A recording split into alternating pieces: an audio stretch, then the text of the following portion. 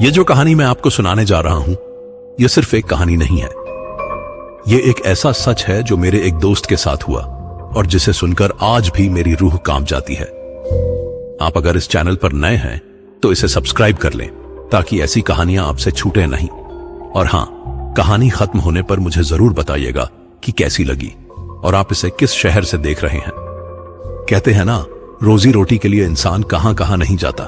अपना घर बार, अपने मां बाप, अपनी मिट्टी सब छोड़कर परदेश की धरती पर कदम रख देता है। कुछ ऐसा ही हुआ था अलीम के साथ। अलीम मेरा बचपन का दोस्त, उत्तर प्रदेश के एक छोटे से गांव का रहने वाला। घर में गरीबी थी, मां बाप बीमार रहते थे और छोटे भाई बहनों की पढ़ाई का खर्च सब कुछ उसके कंधों पर था। जब गांव में कोई रास्ता नहीं बचा तो उसने वही किया जो हजारों लोग करते हैं। एक एजेंट से संपर्क किया, कर्ज लिया और खाड़ी देश के लिए निकल पड़ा। दुबई सुनकर तो बड़ा शानदार लगता है ना, पर हकीकत कुछ और ही होती है। वहां जाकर अलीम को पता चला कि चमक दमक वाली दुबई सिर्फ अमीरों के लिए है। गरीब मजदूरों के लिए तो बस रेत, धूप और मेहनत है। सुबह से शाम तक हड्डी तोड़ मेहनत। अलीम को एक कंस्ट्रक्शन कंपनी में काम मिला था। बड़ी बड़ी इमारतों के निर्माण में लगा हुआ था वो। दिन भर तपती धूप में 45-50 डिग्री के तापमान में ईंट सीमेंट ढोना। शाम होते होते शरीर इतना थक जाता कि बस एक ही चाह रहती, किसी तरह अपने कमरे में पहुंच जाए और सो जाए। कमरा भी कोई खास नहीं था। एक छोटे से फ्लैट में 8-10 मजदूर ठुसे हुए रहते थे। हर कोई अपनी अपनी मुसीबतों में उलझा हुआ। किसी को घर से फोन आता कि पैसे भेजो, किसी को पत्नी बीमार होने की खबर मिलती। ऐसे में दोस्ती या बातचीत का कोई मौका नहीं था, बस काम, खाना और नींद। यही था अलीम का रूटीन। शुरू के कुछ महीने तो बड़ी मुश्किल से बीते।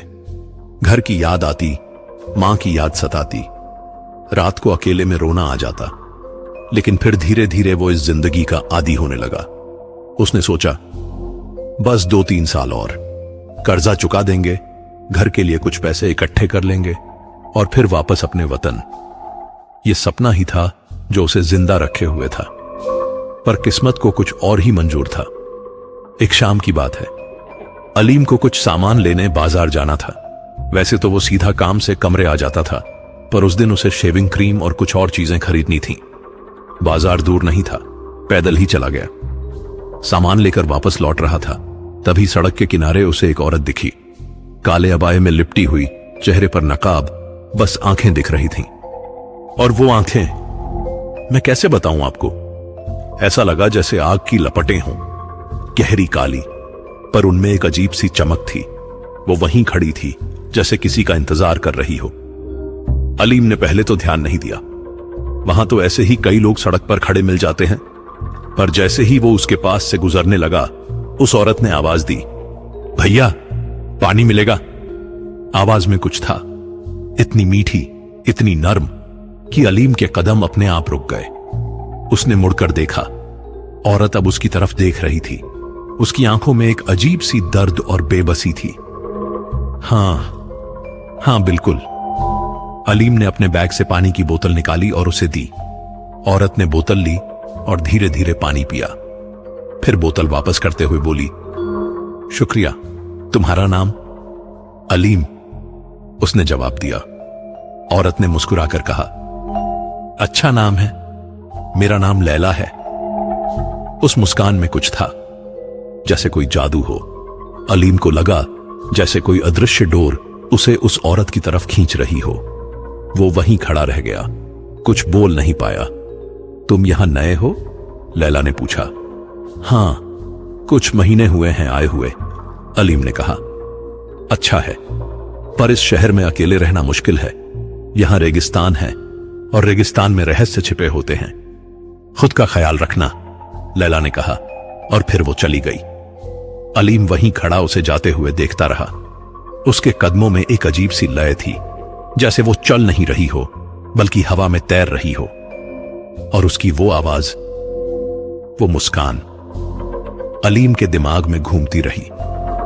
उस रात अलीम को नींद नहीं आई। बार बार लैला का चेहरा, उसकी आंखें उसके सामने आ रही थीं। उसने सोचा, शायद अकेलापन है जो उसे ऐसा महसूस करवा रहा है। कितने महीने हो गए किसी से ठीक से बात किए हुए। घर से दूर, अनजान शहर में, कोई अपना नहीं। ऐसे में अगर कोई अपनेपन से बात करे तो दिल उसकी तरफ खिंच ही जाता है। पर यह खिंचाव कुछ अलग था। अलीम यह नहीं समझ पा रहा था कि यह क्या है, प्यार, आकर्षण या फिर कुछ और। अगले दिन से अलीम का दिल बाजार जाने को करने लगा। काम खत्म होते ही वो वहां चला जाता, उम्मीद करता कि शायद लैला फिर मिल जाए। पर कई दिन बीत गए, लैला का कोई नामो निशान नहीं था। अलीम निराश हो चुका था। उसने सोचा शायद वो किसी और शहर से आई थी या फिर बस एक बार का संयोग था। पर दिल को समझाना आसान नहीं था। वो रोज उसी रास्ते से गुजरता, उसी जगह पर नजरें ठहर जाती जहां लैला खड़ी थी। और फिर एक दिन जब अलीम को पूरी तरह यकीन हो गया था कि वो फिर कभी नहीं मिलेगी, तभी उसे फिर से वही आवाज सुनाई दी, अलीम। वो मुड़ा। लैला वहां खड़ी थी, वही काला अबाया, वही आंखें, पर इस बार उसके चेहरे पर एक अलग सी चमक थी। तुम? अलीम की आवाज में खुशी और हैरानी दोनों थे। तुम मुझे ढूंढ रहे थे? लैला ने मुस्कुराते हुए कहा। अलीम कुछ बोल नहीं पाया। लैला ने आगे कहा, मुझे पता था तुम यहां आओगे। चलो मेरे साथ, तुम्हें एक जगह दिखानी है। और उस दिन से अलीम की जिंदगी में एक नया मोड़ आ गया। एक ऐसा मोड़ जिसके अंत में सिर्फ अंधेरा था, गहरा काला अंधेरा। दोस्तों, कहते हैं ना कि जब किस्मत में कुछ लिखा हो तो इंसान चाहकर भी उससे बच नहीं सकता। कुछ ऐसा ही था अलीम के साथ। उस दिन के बाद से लैला और अलीम की मुलाकातें बढ़ने लगीं।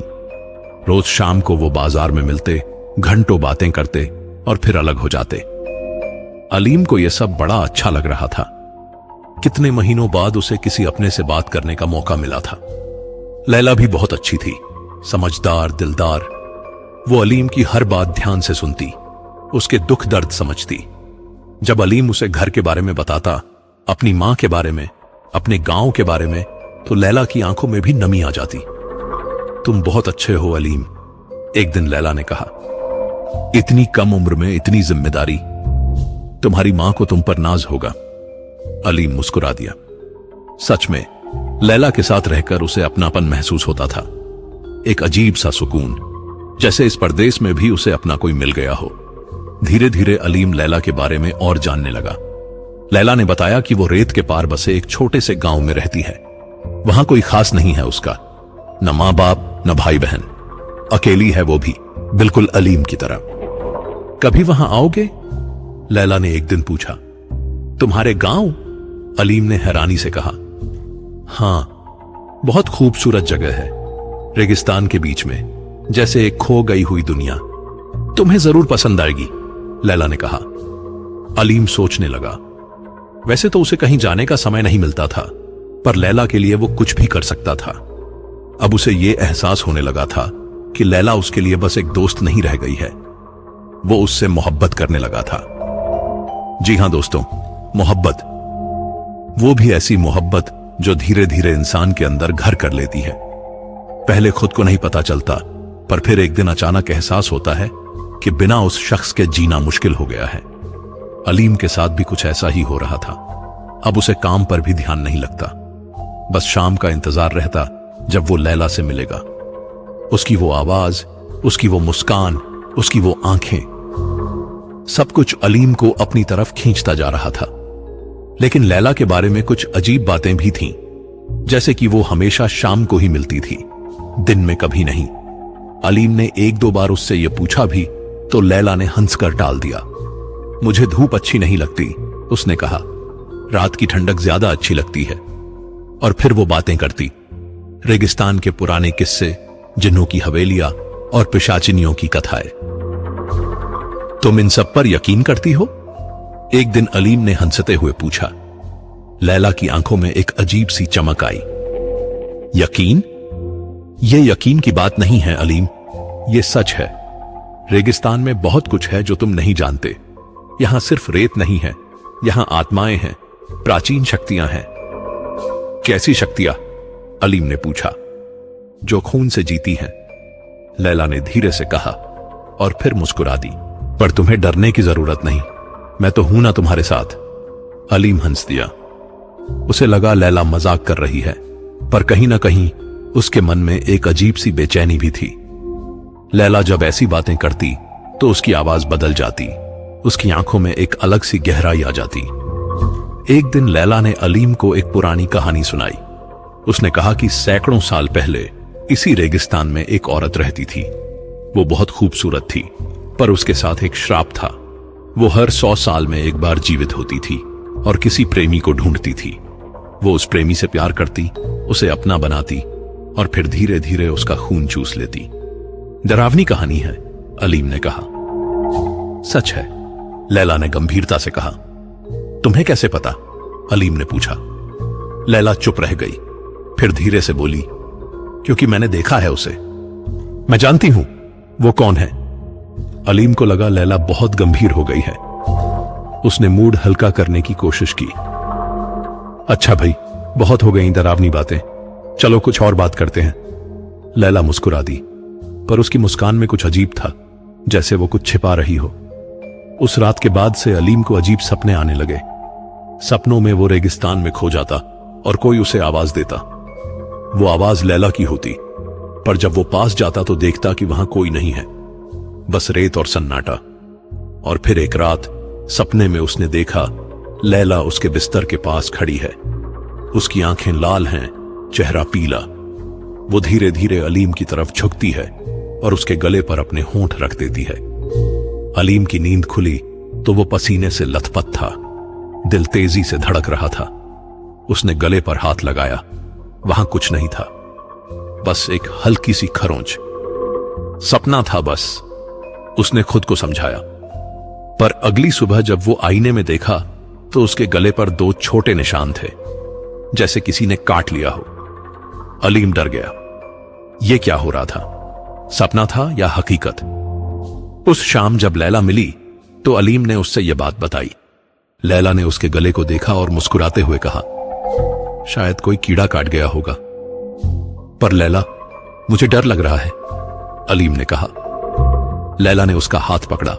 उसके हाथ बर्फ की तरह ठंडे थे। डरो मत अलीम, मैं हूं ना, कुछ नहीं होगा तुम्हें। पर अलीम को अब शक होने लगा था, लैला के बारे में, उसकी बातों के बारे में, और सबसे ज्यादा अपने ऊपर। क्या वो सच में लैला से प्यार करता है, या फिर ये कोई जादू है जो उसे उसकी तरफ खींच रहा है? उस रात से अलीम की जिंदगी बदलने लगी। वो और ज्यादा कमजोर होने लगा, उसे चक्कर आने लगे और रात को नींद में अजीब आवाजें सुनाई देने लगी। और सबसे बड़ी बात, अब लैला से मिलना बंद करने का दिल नहीं करता था। जितना वो उससे दूर रहने की कोशिश करता, उतना ही ज्यादा उसकी याद आती। दोस्तों, कभी कभी प्यार और जुनून में फर्क करना मुश्किल हो जाता है, और अलीम को अब समझ नहीं आ रहा था कि वो प्यार में पड़ा है या फिर किसी जाल में फंस गया है। अब उसकी तबीयत रोज बरोज बिगड़ती जा रही थी। सुबह उठता तो लगता जैसे रात भर सोया ही नहीं। शरीर में दर्द रहता, सिर भारी रहता और चेहरे का रंग पीला पड़ता जा रहा था। काम पर उसके साथी भी नोटिस करने लगे थे।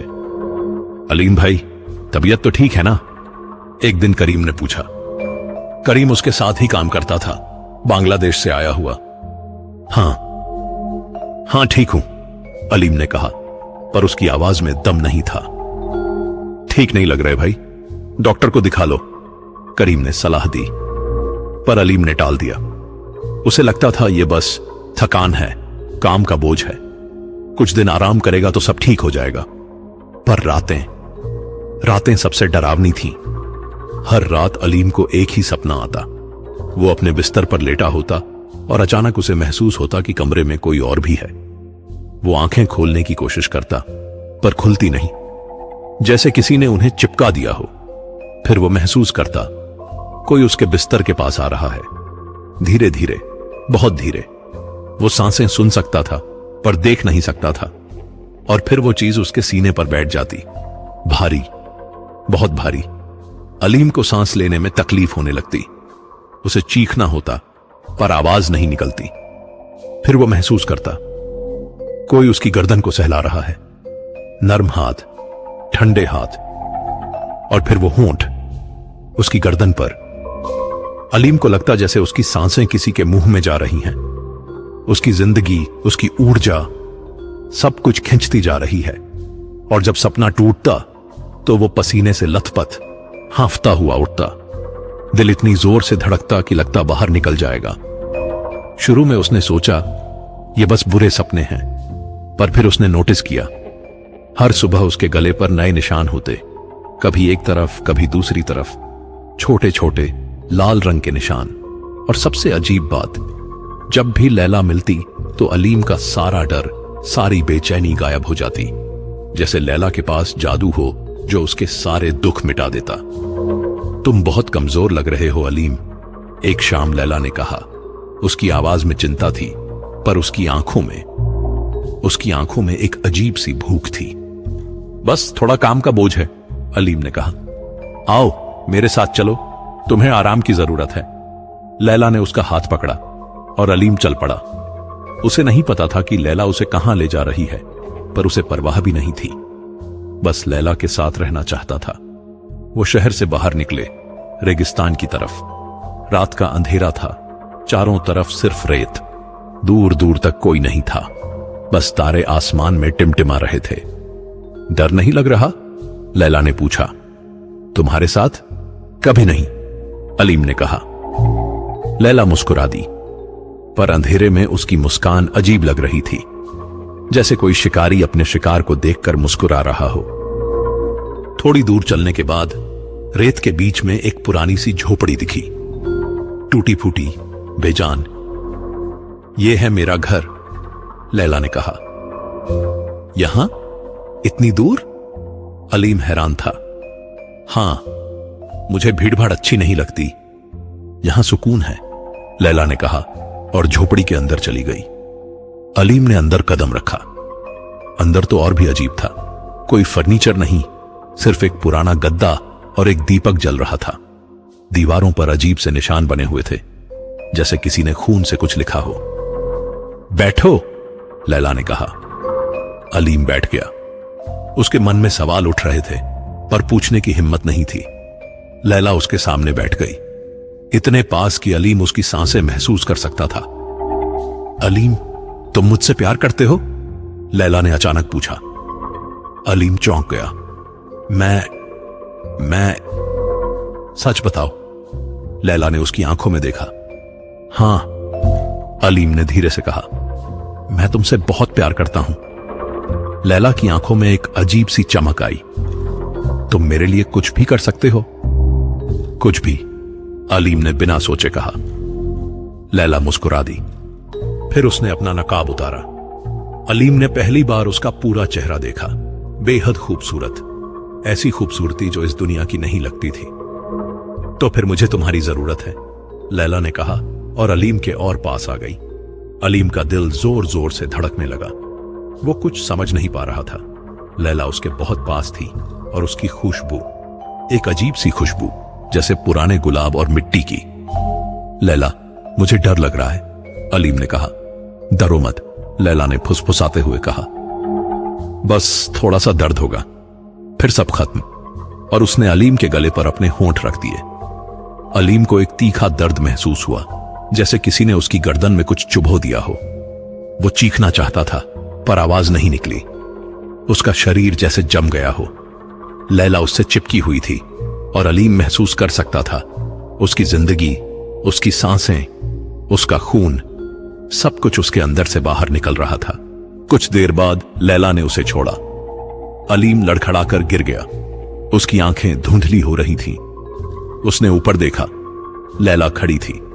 उसके होंठों पर खून की हल्की सी चमक थी और उसकी आंखें, वो अब इंसान की आंखें नहीं रह गई थीं, लाल, चमकती हुई, जैसे आग हो।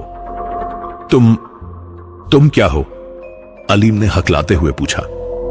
लैला हंस पड़ी, एक ठंडी, डरावनी हंसी। मैं वही हूं जिसके बारे में मैंने तुम्हें बताया था, वो औरत जो 100 साल में एक बार जीवित होती है, और तुम हो मेरा शिकार। अलीम की समझ में आ गया, वो कहानी, वो सब सच था। लैला कोई इंसान नहीं थी, वो एक पिशाचिनी थी और अब वो अलीम को मारने वाली थी। पर मैंने तुमसे प्यार किया। अलीम की आंखों में आंसू आ गए। और मुझे तुम्हारे प्यार की जरूरत थी, लैला ने कहा। बिना प्यार के मैं तुम्हें अपना नहीं बना सकती थी। प्यार ही वो चाबी है जो इंसान को कमजोर करती है। अलीम को सब समझ आ गया। लैला ने उससे कभी प्यार नहीं किया। यह सब एक जाल था, एक खूबसूरत मीठा जाल जिसमें वो फंस गया। अब क्या होगा? अलीम ने पूछा। अब मैं धीरे धीरे तुम्हारा खून पीती रहूंगी, हर रात थोड़ा थोड़ा। जब तक तुम्हारे शरीर में एक बूंद भी बाकी रहेगी तुम जीवित रहोगे। पर जिस दिन सब खत्म हो जाएगा उस दिन तुम सूख जाओगे, जैसे रेगिस्तान में पानी सूख जाता है। अलीम को अपनी मौत साफ साफ नजर आने लगी। और सबसे डरावनी बात यह थी कि इससे बचने का कोई रास्ता नहीं था। दोस्तों, कहते हैं ना कि इश्क अंधा होता है, पर कभी कभी इश्क इतना अंधा कर देता है कि इंसान जिंदगी और मौत का फर्क भी भूल जाता है। अलीम के साथ भी यही हुआ था। उस रात के बाद अलीम वापस अपने कमरे आ गया। वो बहुत कमजोर था, पर किसी तरह चलता हुआ आया। अगले कुछ दिन वो बिस्तर पर पड़ा रहा। उसके साथी चिंतित थे, पर अलीम ने किसी को कुछ नहीं बताया। क्या बताता कि उसे एक पिशाचिनी ने अपना शिकार बना लिया है? कौन यकीन करता? और सबसे बड़ी बात, अलीम खुद भी इस हकीकत को स्वीकार नहीं कर पा रहा था। उसे अब भी लैला से मोहब्बत थी। जी हां, उस सब के बाद भी यह पिशाचिनी की ताकत थी। वो अपने शिकार को इस कदर अपने वश में कर लेती कि वो मौत को भी गले लगाने को तैयार हो जाता। रातें अब और भी डरावनी हो गई थीं। लैला रोज आती, अलीम के पास लेटती और उसका खून पीती। अलीम कुछ नहीं कर पाता, बस लेटा रहता और अपनी जिंदगी को अपने सामने खत्म होते देखता। कभी कभी वो सोचता भाग जाए, वापस अपने गांव चला जाए। पर फिर लैला की वो आंखें, वो मुस्कान, सब उसके दिमाग में घूम जाती और वो रुक जाता। दोस्तों, ये है प्यार और जुनून का फर्क। प्यार आजाद करता है, जुनून बांध देता है। और अलीम अब एक ऐसे जुनून में फंस गया था जिससे बाहर निकलने का कोई रास्ता नहीं था। अब करीब 2 हफ्ते बीत चुके थे। अलीम की हालत दिन ब दिन बिगड़ती जा रही थी। वो इतना कमजोर हो गया था कि चल भी नहीं पाता था। काम पर जाना तो बहुत दूर की बात थी। उसके साथी उसे डॉक्टर के पास ले गए, पर डॉक्टर भी कुछ समझ नहीं पाया। खून की कमी है, डॉक्टर ने कहा, पर ऐसा लग रहा है जैसे शरीर में खून बनना ही बंद हो गया हो। यह बहुत अजीब केस है। उन्होंने अलीम को खून चढ़ाया, दवाइयां दी, पर कुछ फायदा नहीं हुआ। हर रात लैला आती और जितना खून अस्पताल में चढ़ाया जाता उससे ज्यादा वो पी जाती। अलीम अब जान गया था कि उसका अंत करीब है। और अजीब बात यह थी कि वो डर नहीं रहा था, बल्कि एक तरह से राहत महसूस कर रहा था। उसे लगता था कि मौत ही उसे इस दर्द से मुक्ति दिला सकती है। एक रात जब अलीम अकेला अपने कमरे में लेटा हुआ था तो उसे लैला की आवाज सुनाई दी। अलीम, उठो। अलीम ने आंखें खोली। लैला खिड़की के पास खड़ी थी। इस बार उसने अबाया भी नहीं पहना था। एक लाल रंग की लंबी ड्रेस पहनी थी और उसके बाल खुले हुए थे। चांदनी उसके चेहरे पर पड़ रही थी और वो बिल्कुल एक परी की तरह लग रही थी, एक खूनी परी। लैला, अलीम ने धीरे से कहा, आज तुम्हारी आखिरी रात है। लैला ने कहा। उसकी आवाज में कोई दुख नहीं था, कोई पछतावा नहीं था, बस एक सपाटपन था। मुझे पता है, अलीम ने कहा। डर नहीं लग रहा? लैला ने पूछा। अब नहीं, अब तो बस खत्म होने का इंतजार है, अलीम ने कहा। लैला उसके पास आई और उसके सिर पर हाथ फेरा। तुम अच्छे थे अलीम, सच में तुमने मुझसे सच्चा प्यार किया। पर तुमने नहीं किया, अलीम ने कहा। लैला चुप रह गई, फिर धीरे से बोली, मैं प्यार नहीं कर सकती।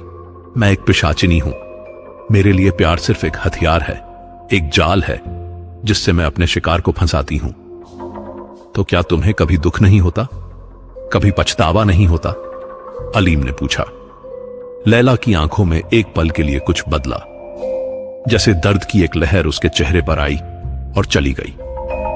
बहुत पहले, शायद होता था, पर अब मैं सिर्फ ये जानती हूं कि मुझे जिंदा रहने के लिए खून चाहिए और इसके लिए मुझे किसी को मारना होगा। यह श्राप कैसे लगा तुम्हें? अलीम ने पूछा। लैला वहीं बैठ गई अलीम के पास और फिर उसने अपनी कहानी बताई। सैकड़ों साल पहले मैं भी एक आम लड़की थी, एक छोटे से गांव में रहती थी।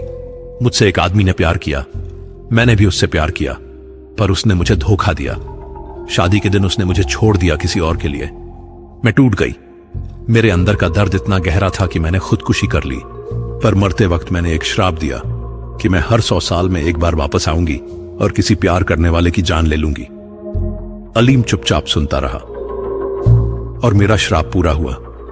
मैं पिशाचिनी बन गई। तब से आज तक हर 100 साल में मैं किसी को अपना शिकार बनाती हूं, और इस बार तुम हो। लैला ने कहा। क्या इस श्राप को तोड़ा नहीं जा सकता? अलीम ने पूछा। लैला हंस पड़ी, एक उदास खोखली हंसी। तोड़ा जा सकता है अगर मुझे कोई ऐसा मिल जाए जो मुझसे सच्चा प्यार करे और अपनी जान देने को तैयार हो, बिना किसी स्वार्थ के। पर ऐसा कभी नहीं हुआ। हर कोई आखिर में अपनी जान बचाने की कोशिश करता है। अलीम ने लैला की आंखों में देखा। उन लाल चमकती आंखों में कहीं गहराई में एक दर्द छिपा था, एक ऐसा दर्द जो सदियों पुराना था। अगर मैं अपनी मर्जी से अपनी जान दे दूं तो? अलीम ने पूछा। लैला चौंक गई। क्या? अगर मैं अपनी मर्जी से बिना किसी डर के तुम्हारे लिए अपनी जान दे दूं तो तुम्हारा श्राप टूट जाएगा? अलीम ने फिर पूछा। लैला कुछ देर खामोश रही, फिर धीरे से बोली, शायद, पर ऐसा कोई क्यों करेगा? अलीम मुस्कुरा दिया। क्योंकि मैं तुमसे प्यार करता हूं, सच्चा प्यार। और सच्चा प्यार वो है जो बदले में कुछ नहीं मांगता। लैला की आंखों में आंसू आ गए। पहली बार, सदियों में पहली बार उसकी आंखों में आंसू थे। पर तुम मर जाओगे, लैला ने कहा। मैं तो वैसे भी मरने वाला हूं। कम से कम इस तरह मेरी मौत का कोई मतलब तो होगा। तुम आजाद हो जाओगी, अलीम ने कहा। नहीं नहीं अलीम, मैं नहीं चाहती, लैला ने कहा। उसकी आवाज में पहली बार कमजोरी थी। पर मैं चाहता हूं, अलीम ने उसका हाथ पकड़ा। लैला, मुझे पूरा यकीन है, मैं अपनी मर्जी से, अपने प्यार की खातिर तुम्हें अपनी जिंदगी दे रहा हूं। और उस रात, उस छोटे से कमरे में एक अजीब सा चमत्कार हुआ। लैला ने अलीम के गले पर अपने होंठ रखे, पर इस बार यह कोई हमला नहीं था, यह एक विदाई थी। जैसे जैसे अलीम की जिंदगी खत्म होती जा रही थी, लैला के शरीर में एक अजीब सी रोशनी फैलने लगी। अलीम की आंखों के सामने सब धुंधला होने लगा। आखिरी पल में उसने देखा, लैला रो रही थी। उसके आंसू अलीम के चेहरे पर गिर रहे थे। शुक्रिया, लैला ने फुसफुसाते हुए कहा। तुमने मुझे आजाद कर दिया। और फिर सब कुछ अंधेरा हो गया। अगली सुबह रेगिस्तान में 2 शरीर मिले। एक अलीम का था, सूखा हुआ, बेजान, जैसे उसमें से सारा पानी निकाल लिया गया हो। और दूसरा एक औरत का, लैला। पर लैला मरी नहीं थी, वो सो रही थी, शांति से, जैसे सदियों बाद उसे पहली बार सुकून की नींद आई हो। जब पुलिस वाले आए तो उन्होंने लैला को हिलाया। उसकी आंखें खुली, पर अब वो लाल नहीं थी, वो सामान्य काली आंखें थीं, इंसान की आंखें। तुम कौन हो? पुलिस वाले ने पूछा। लैला ने अपने आसपास देखा, फिर अलीम की लाश को देखा। उसकी आंखों में फिर से आंसू आ गए। मैं नहीं जानती, उसने कहा। मुझे कुछ याद नहीं। और यह सच था। श्राप टूटने के साथ ही लैला की सारी पुरानी यादें खत्म हो गई थीं। अब वो एक साधारण इंसान थी, एक नई जिंदगी के साथ। पर कहीं गहराई में उसे एक बात याद थी। एक आदमी ने उसके लिए अपनी जान दी थी। उसके प्यार ने उसे बचाया था। अलीम की लाश को उसके गांव भेज दिया गया। उसके परिवार को बताया गया कि उसकी मौत रेगिस्तान की गर्मी से हुई। किसी को सच्चाई नहीं पता चली। किसी को यह नहीं पता कि अलीम ने अपनी जान देकर एक आत्मा को मुक्ति दिलाई। लैला को एक अनाथालय में भेज दिया गया। वहां से उसे एक नया जीवन मिला। धीरे धीरे वो सामान्य जिंदगी जीने लगी। पर हर रात जब वो सोने जाती तो उसे एक चेहरा दिखाई देता, अलीम का चेहरा, और एक आवाज सुनाई देती, मैं तुमसे प्यार करता हूं। कहते हैं दोस्तों, सच्चा प्यार वो है जो बदले में कुछ नहीं मांगता। अलीम ने यही किया। उसने अपनी जान दे दी ताकि लैला को मुक्ति मिल सके, और शायद यही था सबसे बड़ा प्यार। आज भी जब कोई उस रेगिस्तान से गुजरता है जहां अलीम की लाश मिली थी, तो वहां की रेत पर अजीब से निशान दिखाई देते हैं। कुछ लोग कहते हैं ये हवा के निशान हैं, और कुछ लोग कहते हैं ये दो लोगों के पैरों के निशान हैं, एक आदमी और एक औरत के, जो साथ साथ चल रहे हैं हमेशा के लिए। क्या यह सच है? मुझे नहीं पता, पर इतना जरूर पता है कि प्यार और कुर्बानी की कहानियां कभी खत्म नहीं होती। वो हमेशा जिंदा रहती हैं, लोगों के दिलों में, किस्सों में, और कभी कभी रेत के निशानों में भी। तो दोस्तों, कैसी लगी आपको यह कहानी, परदेस की पिशाचिनी? एक ऐसी कहानी जो डरावनी भी है और दिल को छू जाने वाली भी। अगर आपको यह कहानी अच्छी लगी तो लाइक करें, शेयर करें, और कमेंट में जरूर बताएं कि आप कहां से देख रहे हैं। और हां, अगर आपके पास भी कोई ऐसी कहानी है, कोई अनुभव है, तो मुझे जरूर बताइएगा। मैं उसे भी अपनी आवाज में आप तक पहुंचाऊंगा। याद रखिए दोस्तों, दुनिया में बहुत कुछ है जो हम नहीं देख पाते। कुछ चीजें हमारी समझ से परे होती हैं, और कभी कभी सबसे खूबसूरत चीज सबसे खतरनाक भी होती है। परदेश में रहने वाले सभी लोगों से मेरी गुजारिश है, अकेले रात में सड़कों पर ना घूमें, और अगर कोई अनजान शख्स बहुत ज्यादा दोस्ताना लगे तो थोड़ा सावधान रहें, क्योंकि हो सकता है वो इंसान ना हो। अलीम की कहानी एक सबक है हम सब के लिए। प्यार अंधा जरूर होता है, पर उसे बहरा नहीं होना चाहिए। कभी कभी हमारा दिल जो कहता है वो सुनना जरूरी होता है, पर दिमाग को भी साथ रखना चाहिए। और अगर कभी आप खाड़ी के रेगिस्तान में जाएं और आपको दूर से कोई पर्दे में लिपटी औरत दिखे जिसकी आंखें आग की तरह चमक रही हों, तो बस एक काम करिएगा, भाग जाइए। जितनी तेज भाग सकते हैं उतनी तेज भागिए, क्योंकि हो सकता है लैला फिर से लौट आई हो, या फिर कोई और पिशाचिनी। रेगिस्तान के रहस्य कभी खत्म नहीं होते दोस्तों, वो बस एक रूप से दूसरे रूप में बदलते रहते हैं। तो मिलते हैं अगली कहानी में। तब तक के लिए खुद का ख्याल रखिएगा, और हां, रात को अकेले बाहर मत निकलिएगा। अल्लाह हाफिज।